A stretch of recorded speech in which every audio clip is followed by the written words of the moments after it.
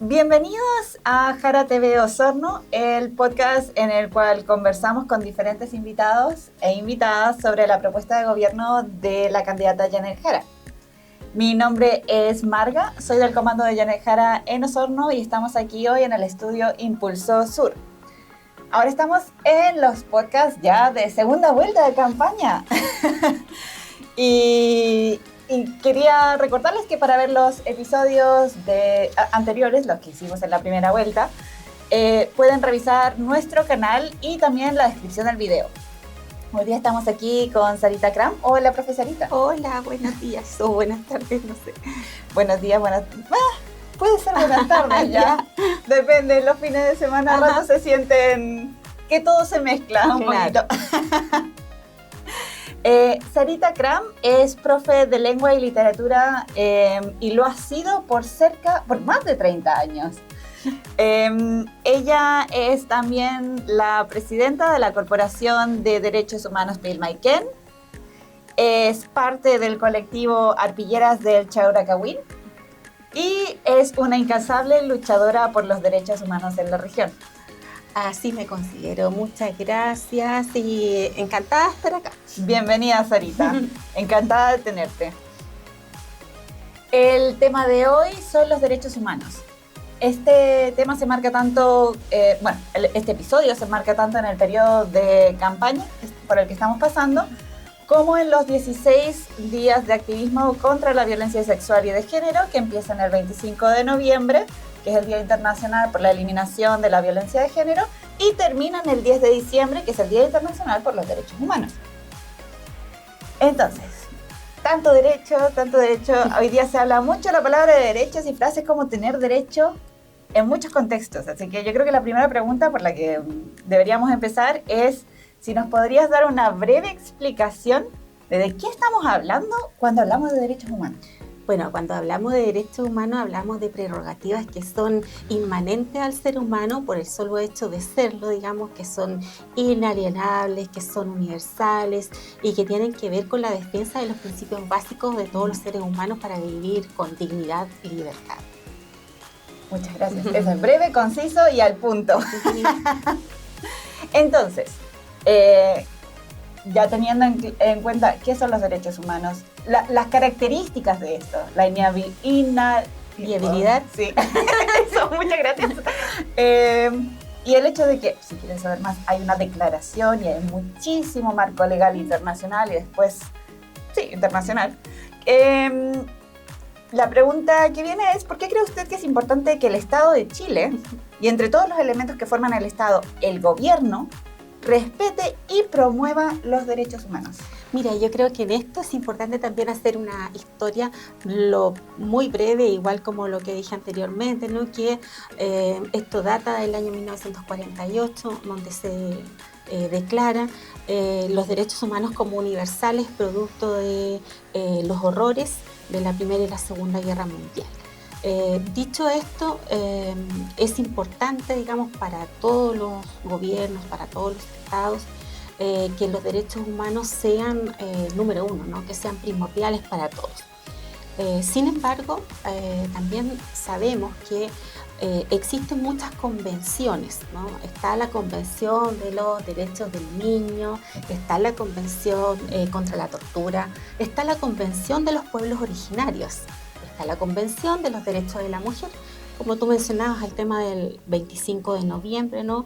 Donde se conmemora un horroroso hecho en contra de 3 mujeres que luchaban, digamos, en contra de una dictadura. Las hermanas Mirabal. Las hermanas Mirabal. Entonces, las mariposas. Entonces, una cosa es que los estados adscriban, porque universalmente se tiene que hacer de esta manera, pero otra cosa es la bajada que esa adscripción hacen los gobiernos en cada país y en cada lugar. Entonces nosotros podemos estar adscritos a una convención, pero luego, ¿cómo hacemos que cuando nosotros firmamos esto tenga una bajada? ¿Ya? Nosotros podemos, por ejemplo, decir, bien, nosotros vamos a respetar los derechos de los pueblos originarios. es una cosa, ¿no? El convenio 169 de la OIT. Pero ¿cómo hacemos que esos derechos efectivamente se cumplan, ¿no? Que haya de por medio leyes que favorezcan el ejercicio de estos derechos.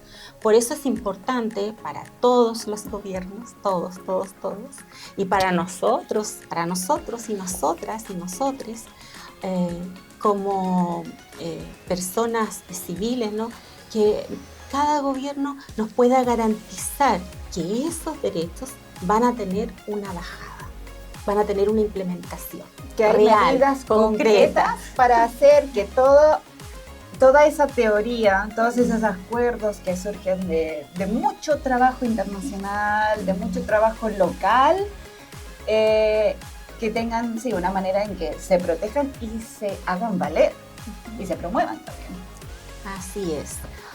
Yo creo que ahí es donde nosotros tenemos que poner como el ojo y la mirada de decir, bien, si existe esta convención, por ejemplo, de derechos para la niñez, entonces, ¿cómo hacemos que las niñeces sean protegidas? Por ejemplo, legislando para que nuestros niños y niñas no tengan que trabajar a temprana edad, ¿no? Y se prohíba el hecho de que se trabaje, que nuestros niños y niñas no puedan tener que ser obligados a entrar en el tema del matrimonio, ¿no? Recordemos que hay una bancada que se negó a legislar para que los menores de edad cumplan el ejercicio del matrimonio. O sea, ¿cómo hacemos esa bajada, ¿no? Cómo durante este gobierno, por ejemplo, y con todos los bemoles y todas las cosas, porque yo soy profesora y sé y he escuchado, ¿no? Se promulga una ley que apoya a las cuidadoras y a los niños y niñas neurodivergentes, ¿no? Se promulga una ley, ¿ya? Que se tiene que dar asistencialidad, que se tiene que dar cuidado, que tiene que haber un sistema, digamos, donde exista una organización que proteja, pero que además ayude a estas familias. Con todos los bemoles que eso puede implicar, nosotros hoy día sabemos que existe una ley, ¿no? Entonces, y esa ley hace que las personas que trabajan con niños neurodivergentes, escuelas, jardines, universidades, etcétera, tengan que estar bajo ese paraguas. Lo bueno que es tener eso, porque al final del día es un primer paso, incluso si obviamente las implementaciones siempre toman un tiempo en adaptarse, en ver qué es lo que funciona, cómo hacerlo funcionar, dónde se tiene que poner más apoyo. Al final del día es crear estos marcos legales y también después generar las políticas públicas para que esos marcos legales se apliquen y para poder ver nuestros derechos humanos respetados y promulgados en los diferentes ámbitos que hacen la vida social y privada. Qué importante tener ese marco, ese marco de derechos humanos dentro del Estado y del gobierno. Y así nos vamos moviendo a la próxima pregunta, que tiene que ver un poquito con la situación actual política en Chile, que es: ¿cuáles son, a su parecer, los grandes riesgos de candidaturas que relativizan la importancia de los derechos humanos y que promueven el autoritarismo? O sea, se ha hablado por uno de los dos candidatos actuales, hasta de la eliminación del Instituto Nacional de los Derechos Humanos. Bueno, yo creo que hay que decirlo como con todas sus letras, ¿no? Como que no darse mucha vuelta en ello. Y efectivamente, mira, la propuesta del candidato José Antonio Kast, que aparece, digamos, en su programa de gobierno, la propuesta número 30 dice: clausura del actual Instituto Nacional de Derechos Humanos. Y más allá de eso, también hay otra cosa. Fíjate que yo estuve leyendo todo su programa, porque las personas que trabajamos... Muchas gracias, porque realmente, bueno, tampoco es tan largo. No, empezamos por ahí, largo. No es tan largo el Sí, programa. Es fácil, tan fácil como su discurso, ¿no? Es así de fácil. Pero, bueno, iba a decir, ¿no? La gente que trabaja en derechos humanos, me imagino yo que tenemos como primera prerrogativa, además, el respeto por el otro. Entonces, en ese respeto, uno tampoco puede hablar sin tener el antecedente concreto. Entonces me parece que es muy importante hablar con antecedentes concretos. También porque la gente dice, nosotros estamos al arbitrio de los medios de comunicación y de las redes sociales que de pronto inventan cosas. Y por eso también en ese cuidado que uno tiene que tener por el otro y por la otra, es que lo tomo acá yo textual, ¿no? Esta medida número 30, que es clausurar el Instituto de Derechos Humanos, y mira lo que significa, porque primero instalar un Instituto de Derechos Humanos que hoy día no requiere de mayor presupuesto, por ejemplo, pero que de alguna forma nosotros, los ciudadanos de a pie, comunes y corrientes, tenemos un referente de dónde acudir, de este paraguas que de alguna manera nos puede defender, ¿no? Es una figura de estructura que a la gente también le hace mucho sentido, me imagino, sobre todo cuando uno tiene problemas. Porque fíjate que en el común y corriente, cuando a ti no te pasa nada, qué bueno que así sea, ¿no? Cuando no eres discriminado por nada, cuando no te arrinconan por nada, en fin, tal vez está allí, mira, sí, hay un instituto. Sí, ¿para qué? Sí. ¿Para qué sirve? Claro, pero cuando realmente suceden estas cosas, digamos, estos infortunios, que no tienen que ver con un tema político, partidista, también hay que aclarar eso, ¿no? Cuando se habla de derechos humanos, dijimos, ¿no? Son prerrogativas universales, inalienables. Tenemos que ver con derechos ambientales, derechos de la mujer, derechos de los niños, derechos de las primeras naciones. Entonces, de pronto, cuando esos derechos se ven afectados, el primer paraguas y el primer referente que la gente tiene es evidentemente el Instituto Nacional. Decir que lo vamos a clausurar es también dejar como la indefensión a muchos y muchas que viven siempre como un poco, no es que vivan al margen, pero sí viven un poco más postergados, ¿no? Y siempre como tratando de levantar sus propias identidades, sus propios referentes, en un escenario que muchas veces les es hostil. No sé, yo veía, por ejemplo, mira, la medida 42, del candidato Kast. Sí, no, es que yo lo voy a decir así como bien claramente, porque yo no estoy invalidando a José Antonio por ser una persona, ¿no? No, ¿te fijas? No, pero estamos mirando el programa que está presentando para la presidencia. Entonces, lo que yo estoy haciendo es presentar también ante la audiencia, ¿no? Imagínate el código que utilizan, su medida 42 dice, para evitar el contagio criminológico. Se propone crear un servicio social para niños, para atender a niños y niñas. ¿Y sabes qué? Dice, se propone crear un servicio social para que estos niños en riesgo puedan obtener oficios como simples. ¿Ah? Es como, mira, los vamos a defender creándole un oficio rápido. ¿Sí? Pucha, uno realmente le asusta esto. Tiene notas un poco casi como del siglo pasado, de pensar casi como que el crimen es biológico y esa pobre gente no puede hacer, y no puede hacer más. Y es un poco increíble, la verdad, a día de hoy, sobre todo cuando han habido tantos estudios en términos de sociología, criminología, de los contextos, del impacto, de cómo suceden, cómo evolucionan estos temas tan difíciles que tenemos que abordar hoy día. La sociedad chilena es como una respuesta tan rápida que ningunea un poquito a la gente. Así es. Lejos de darle valor, me parece que hace todo lo contrario, ¿no? Le coloca un techo, le coloca un piso a un grupo de personas que han tenido más dificultades en la vida y que provienen de contextos efectivamente más vulnerables, para decir, mire, nosotros vamos a ayudar, pero haciendo esto, como hasta aquí, porque hasta aquí es donde pueden llegar. No suena a gran impulso al potencial de mucha gente de este país. Mira, yo voy a terminar con algo porque realmente que dije, pucha, algo tenemos que encontrar. porque tampoco nos parece que sea como esto de que no todo puede ser malo. Eso, no todo puede ser malo. Claro. Entonces buscando, porque buscaba en propuestas de derechos humanos, pero ya cuando llegué a esto, porque, mira, dije, el número 51 dice Desarrollo de Política Nacional de Atención a las Víctimas.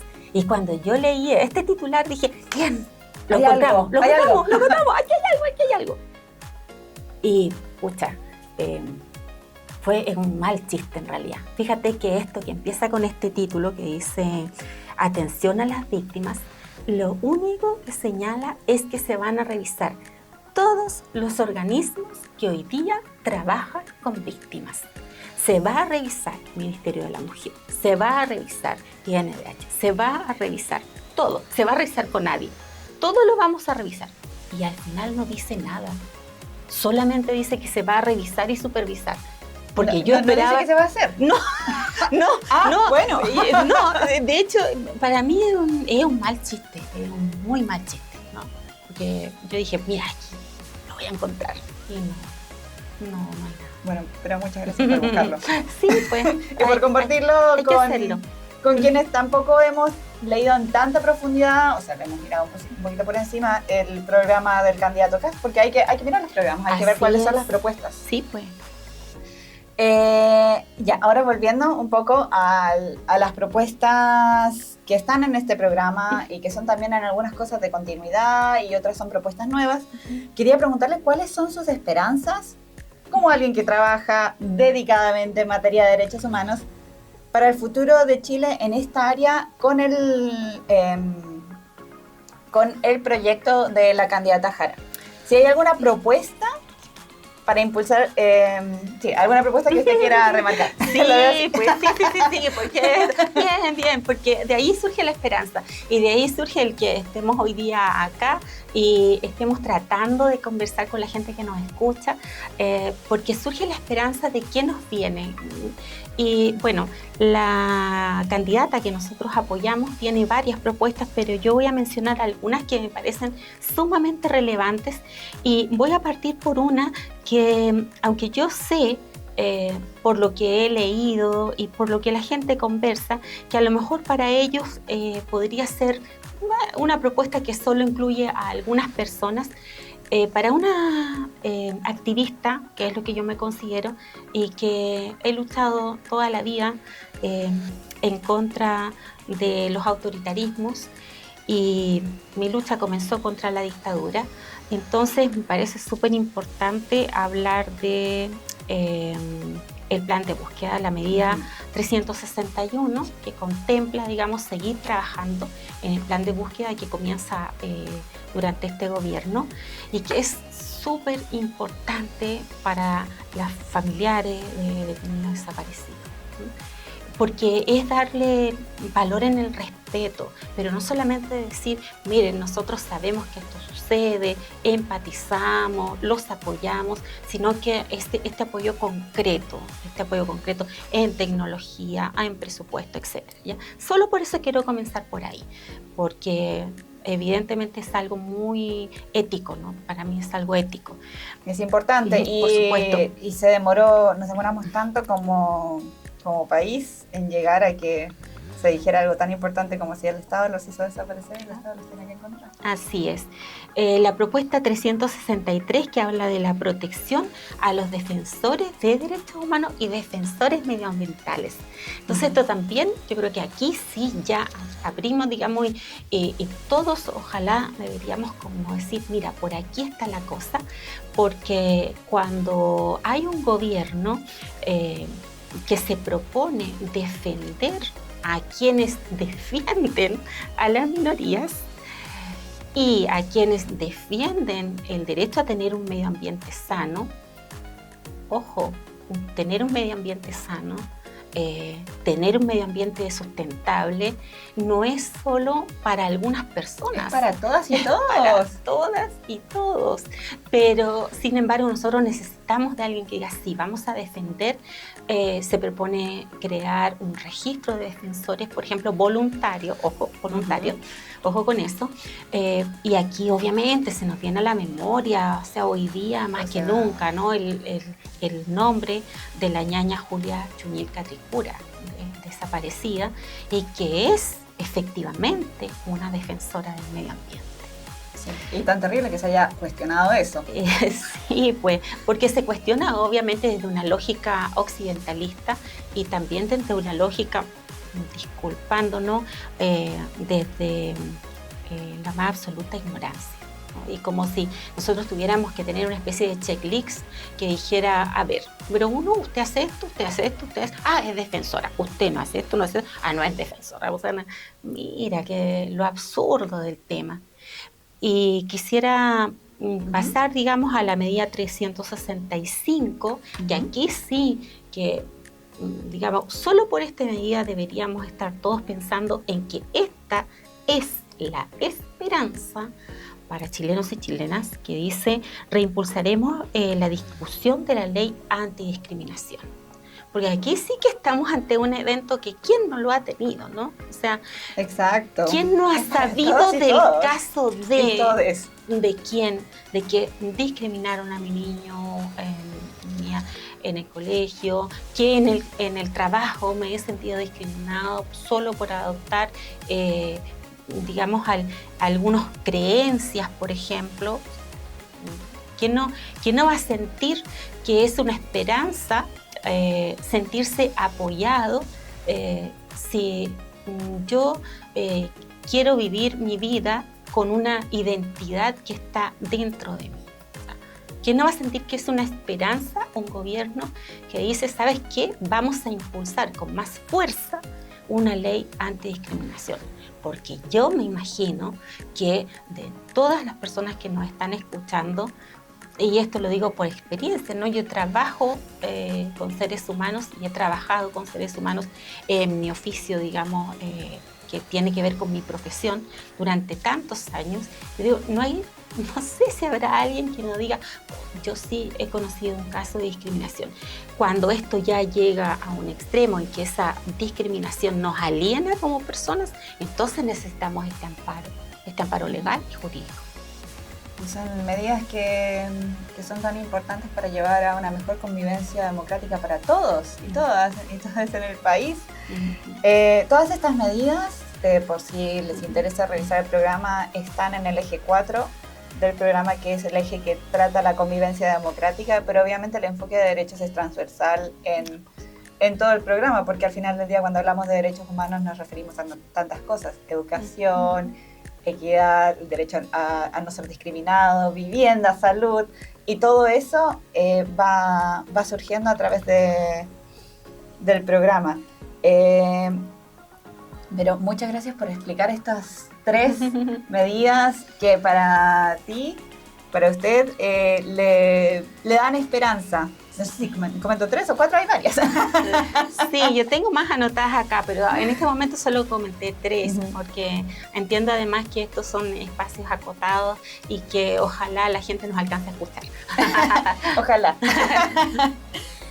No sé si hay alguna otra contribución que quiera compartir con la audiencia, ahora que estamos ya llegando al final del episodio. Sí, mira, yo solo quisiera saber, quisiera contribuir y decir, ¿no?, que cuando hablamos de programas y hablamos de discursos, los discursos, como la vida, tienen que ser complejos y que ojalá no nos dejemos guiar por estas eslogan que son tan básicos y que dividen el mundo entre blanco y negro, entonces porque pareciera que así es más fácil entender, pero la vida no es así. La vida es compleja, por lo tanto nosotros necesitamos también de medidas y de garantías que hablen de un contexto, ¿no? Que hablen de situaciones, que hablen de dónde nosotros vamos a trabajar estas propuestas y no solamente decir, ¿no?, vamos a acabar con esto, vamos a terminar con esto otro, porque el punto es saber cómo lo hacemos para que entre todos y todas construyamos una sociedad más fraterna, que es lo que necesitamos para poder vivir mejor y más felices. Muchísimas gracias por tu presencia, por tu tiempo, por esa nota final que es de esperanza. Este ha sido otro episodio de Jara TV. Ahora estamos en los episodios de segunda vuelta y estaremos aquí las próximas semanas discutiendo diversos temas en el contexto de la campaña a la presidencia de Janet Jara con otras y otros invitados. Así que muchas gracias, Sarita, por estar aquí con nosotras hoy día. Los invitamos a suscribirse a nuestro canal, darle me gusta y compartir el contenido. Si les ha gustado, les parece interesante, compártanlo con amistades, con gente que sientan que pueda beneficiarse de echarle una escuchadita a este episodio. También nos pueden seguir en redes sociales y esta información está disponible en la descripción del video y en el canal. Y nos vamos a ver ya en los próximos episodios. Eso, en Muchas el próximo gracias. episodio con harta esperanza y votando Jara.